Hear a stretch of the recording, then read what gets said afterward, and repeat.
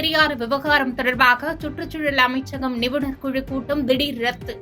புதிய அணை கட்டும் கேரளாவின் முயற்சிக்கு தமிழ்நாடு அரசு தொடர்ந்து எதிர்ப்பு. டெல்லியில் இருந்து வாரணாசிக்கு புறப்பட தயாராக இருந்த இண்டிகோ விமானத்திற்கு வெடிகுண்டு மிரட்டல். அவசர கால கதவுகள் வழியாக பயணிகள் கீழே இறக்கிவிடப்பட்ட நிலையில் விமானத்தில் தீவிர சோதனை. டெல்லியில் ஜூன் 1ஆம் தேதி நடைபெறும் இந்தியா கூட்டணி கூட்டத்தில் பங்கேற்கப் போவதில்லை என்று மம்தா பானர்ஜி தகவல். 7ஆம் கட்ட தேர்தல் மற்றும் ரெமல் புயல் நிவாரண பணிகள் இருப்பதால் சூசகம். சபரிமலை ஐயப்ப பக்தர்களுக்கு காப்பீடு திட்டம் விரைவில் செயல்படுத்தப்படும்.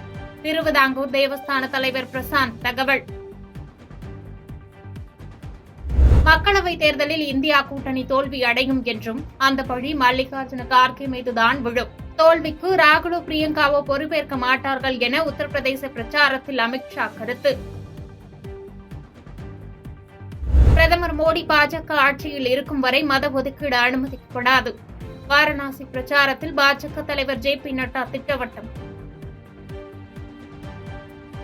ஜூன் 4ஆம் தேதி வாக்கு எண்ணிக்கைக்கு பின்னர் அமலாக்கத்துறை கேட்கும் கேள்விகளிலிருந்து மோடி தப்பிக்க முடியாது. பீகார் மாநில பிரச்சாரத்தில் ராகுல் காந்தி பேச்சு.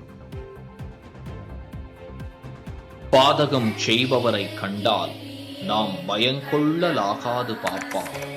மோதி மிதித்து விடு பாப்பா, அவர் முகத்தில் உமிழ்ந்து விடு பாப்பா. அண்மை செய்திகளை உடனுக்குடன் தெரிந்து கொள்ள இணைந்திருங்கள் இயம்நாடு தொலைக்காட்சியுடன்.